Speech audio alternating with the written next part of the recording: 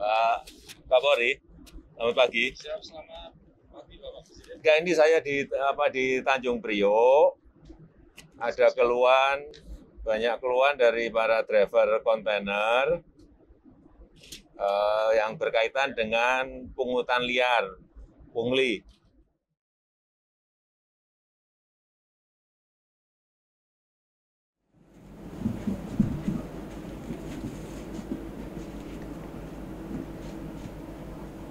Baiklah. Assalamualaikum warahmatullahi wabarakatuh.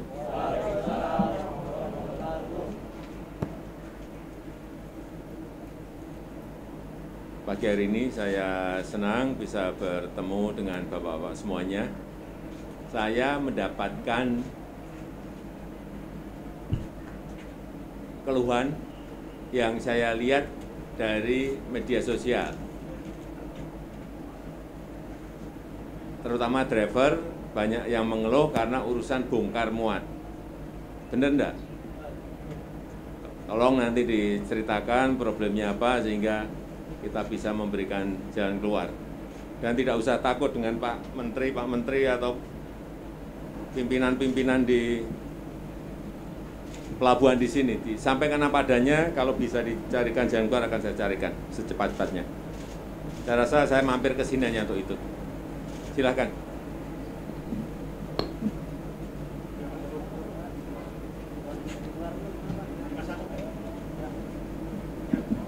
Karena saya tidak mau, tadi sudah dijelaskan mengenai dwelling time sudah turun.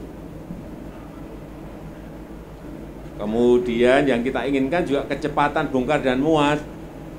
Antriannya jelas, tidak ada pungutan. Sehingga driver mestinya merasa nyaman semuanya. Jangan sampai ada yang mengeluh karena banyaknya pungutan, itu yang mau saya kejar kalau ada. Ya, silakan, silakan. Cek. Mohon izin, Pak. Assalamualaikum warahmatullahi wabarakatuh. Selamat siang Pak Presiden dan seluruh, saya nggak bisa sebutkan untuk mempersingkat waktu mungkin ya. Nah, perkenalkan saya Agung, saya supir kontainer memang, dan sudah 1 tahun ini memang sudah tidak nyopir karena situasi pandemi kemarin saya jadi korban. Jadi begitu kebijakan lockdown yang pertama itu, transportasi tidak jalankan gitu ya Pak ya, untuk bis, terus kemudian kereta, pesawat itu tidak ada. Waktu itu saya pulang kampung, begitu tidak ada transportasi, saya tidak bisa balik ke Jakarta, akhirnya sampai tertahan 2 bulan. Nah begitu saya balik lagi, kendaraan yang saya bawa sudah dibawa oleh supir lain gitu, dan sampai sekarang saya belum bekerja gitu. Nah, saat ini saya lagi mencari pekerjaan juga gitu. Nah, tetapi posisi di kami, di kawan-kawan supir, saya sedikit mau cerita dulu tentang aktivitas mungkin ya Pak. Nanti berhubungan dengan persoalan yang ada di pelabuhan gitu. Jadi kalau bicara tentang masalah di pengemudi, itu sekitar sebelum ada pelabuhan yang baru ya, saya kira-kira sekitar 4 tahunan mungkin ya Pak ya, yang NPCT-1 yang baru. Kalau Pak Jokowi tadi menyinggung tentang adanya yang viral-viral itu kan memang ada di NPCT-1 gitu kan. Nah, dulu pada saat pembangunan tol dari Priok, tol layang ya Pak, dari Priok ke Cakung gitu, yang akses ke Cikampek gitu. Nah, itu berbarengan dengan pembangunan terminal yang baru yaitu NPCT-1. Nah, dulu situasinya sangat luar biasa untuk kemacetannya karena di jalan itu aksesnya tol pada saat pembangunan itu ada jalur kecil yang itu menjadi menyempit gitu, dan itu hampir tiap hari itu dalam proses pembangunan tol dan proses pembangunan operasionalnya NPCT-1 yang baru, yang mungkin ya perusahaan baru berjalan dan pekerjanya juga baru gitu kan. Jadi menambah juga deretan kemacetan gitu. Kan pelayanannya mungkin masih belum seperti perusahaan yang sebelumnya berjalan begitu. Nah, ketika terjadi kemacetan itu yang akibat dari proses bongkar muat di pelabuhan, kami juga mengalami tentang tindakan kriminalitas, Pak. Gitu ketika macet gitu. Nah, banyak sekali kawan-kawan tuh hampir tiap hari sampai hari ini pun juga mengalami tentang tindakan kriminalitas gitu. Ya, pada saat macet gitu, kawan-kawan ini diambillah barangnya. Kalau di Tanjung Priok ini sebutnya asmoro, Pak. Yang dia ketika macet itu ngambil barang dari kendaraan gitu secara diam-diam. Kemudian ada juga yang kalau dia terorganisir gitu preman-premannya di setiap daerah-daerah rawan gitu, dia naik ke atas mobil, Pak. Ini kan kontainer kan? Iya, kontainer Kan betul. nggak bisa dibuka. Barangnya ngambilnya dari mana? Barang kendaraan, Pak, maksud saya. Oh, barang kendaraan. Kendaraannya. Kan dia ada ban setip, kadang aki, kadang juga handphone. Kalau dia berani naik ke mobil itu ditodong kita, Pak. Ditodong, kemudian diminta barang-barang kita, handphone, dompet, segala macam, uang jalan habis gitu. Nah, yang sering terjadi itu kawan-kawan dari luar kota gitu. Nah, tetapi yang dari ekspor impor yang teman-teman yang bawa kontainer itu sebelum ini sekarang kami sudah ada ya wadah untuk penyambung silaturahminya, Pak. Kalau dulu itu kan sebelum kita ada wadahnya, teman-teman supir itu membangun suatu kayak komunitas begitu. Nah, itu dulu sesama supir kontainer aja itu saling musuhan, Pak. Tidak ada rasa kebersamaan gitu. Begitu keadaan macet, ada di depannya itu ada yang dinaikin mobilnya naik ke atas mobil gitu, bawa celurit apa nodong gitu. Itu nggak ada yang berani nolong, Pak. Padahal itu depan, belakang, samping, kanan itu kan kendaraan semua dan itu orang semua gitu. Itu sangat memprihatinkan dulu. Karena dia takut kalau posisinya nanti dia membantu, preman-preman itu akan nyerang balik begitu ke dirinya. Maka dia lebih memilih tutup kaca. Nah, itu memperhatikan sekali gitu kan.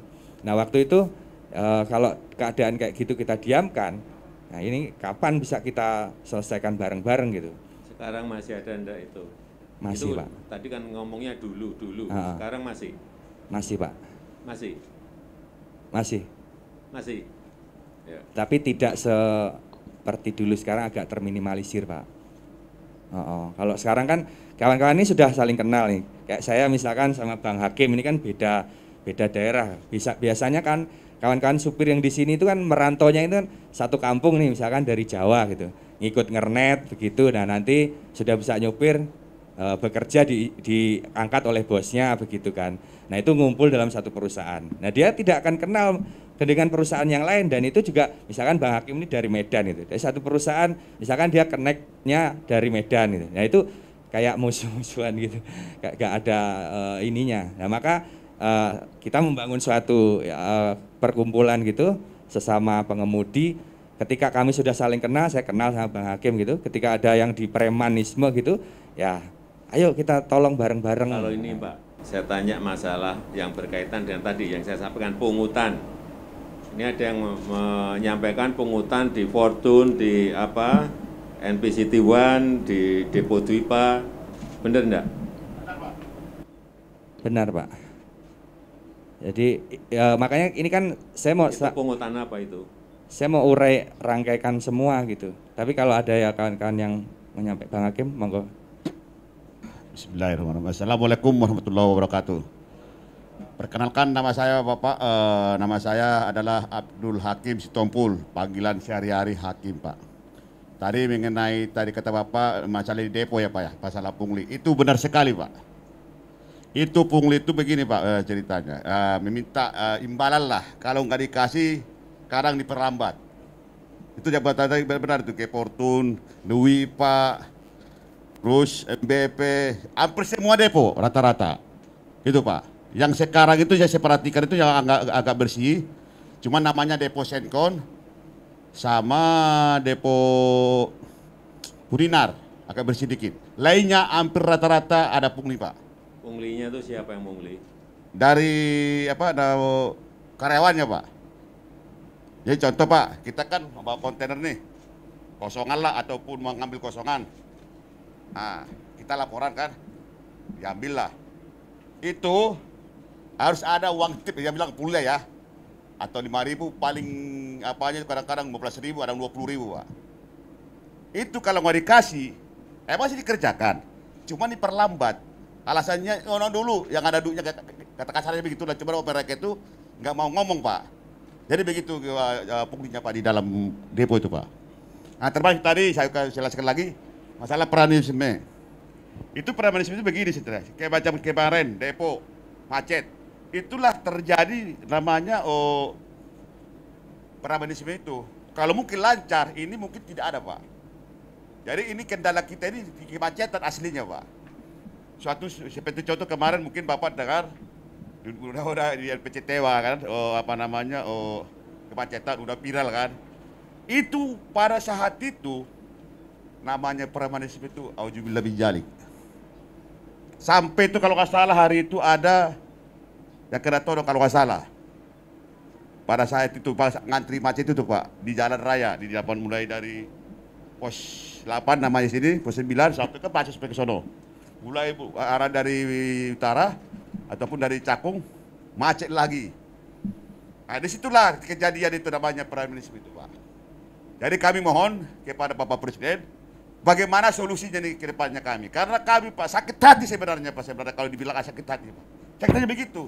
Tidak ada kenyamanan untuk supir kami, supir khususnya pengemudi di Tanjung Priuk. Kita jangan ini dalam Priuk aja ataupun dalam Jakarta, belum lagi luar kota. Luar kota hampir sama semua, pungli itu tuh banyak Pak. Premanisme banyak. Mungkin Bapak udah tahu kali di medsos. Mungkin Bapak belum bisa tahu lah. Karena kami kan mungkin sama media itu agak ini karena kami sibuk deh kan. Gitu. Itu Pak kira-kira Pak. Ya, kurang lebihnya mungkin dari teman-teman ataupun dari kawan-kawan kita mau ngomong lagi nih. Izin Pak Presiden. Terus. Assalamualaikum warahmatullahi wabarakatuh. Selamat siang Pak Presiden yang saya hormati. Perkenalkan saya Nuratno. Sekarang bekerja di perusahaan kaki 5 Pak, kontainer. Kaki 5 itu perusahaan yang punya mobil cuma 1-2. Tuh. Nah, hari ini saya lumayan bergembira.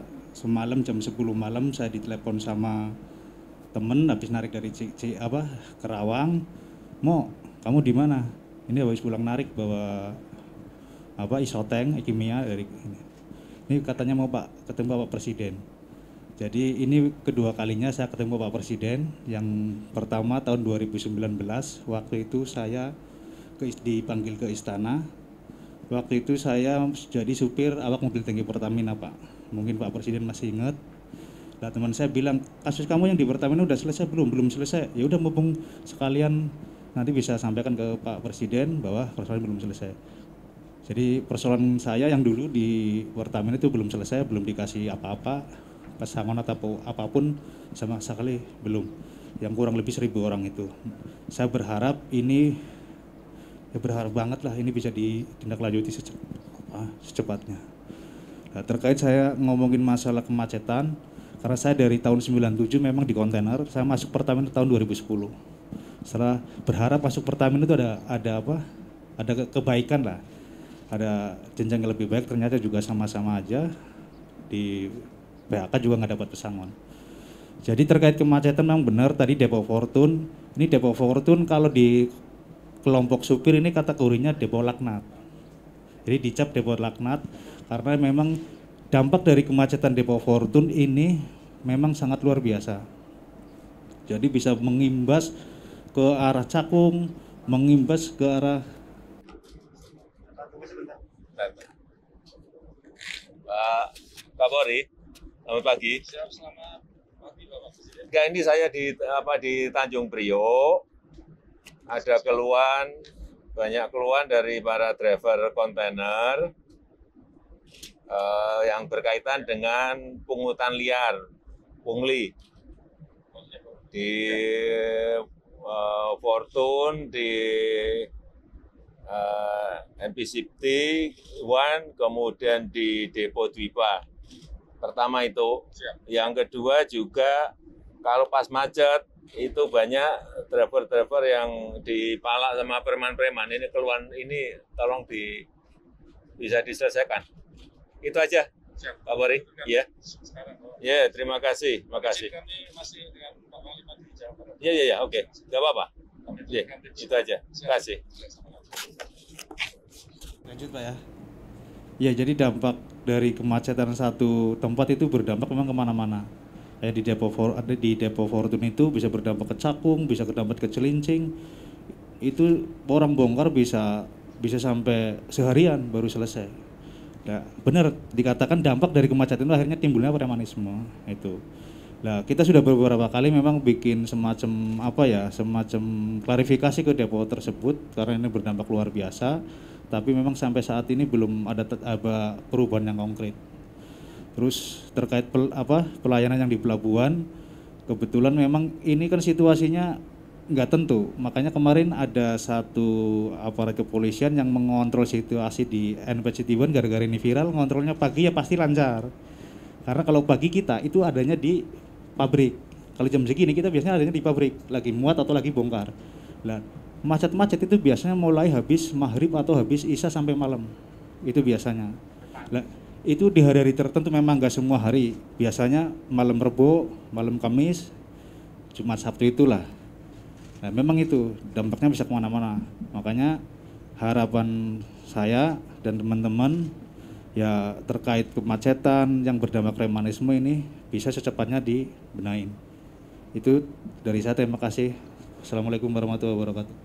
Ya, saya sudah nangkep semuanya apa yang diinginkan oleh Bapak-bapak semuanya. Tadi juga sudah saya perintah langsung ke Kapolri untuk dicek di lapangan, diselesaikan, nanti pasti akan melapor ke saya.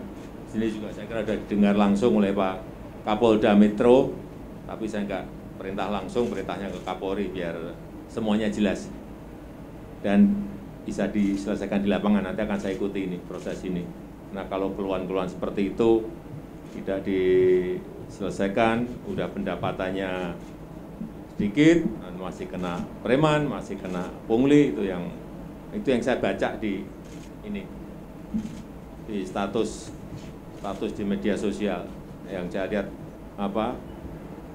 keluhan seperti itu memang harus kita selesaikan dan diperhatikan. Saya rasa itu yang bisa saya sampaikan pada kesempatan yang baik ini. Sekali lagi saya terima kasih atas pertemuan pagi hari ini. Nanti coba saya prosesnya ini akan saya ikuti. Nanti saya akan cek ke bapak-bapak tadi yang menyampaikan apakah sudah terjadi perbaikan atau belum.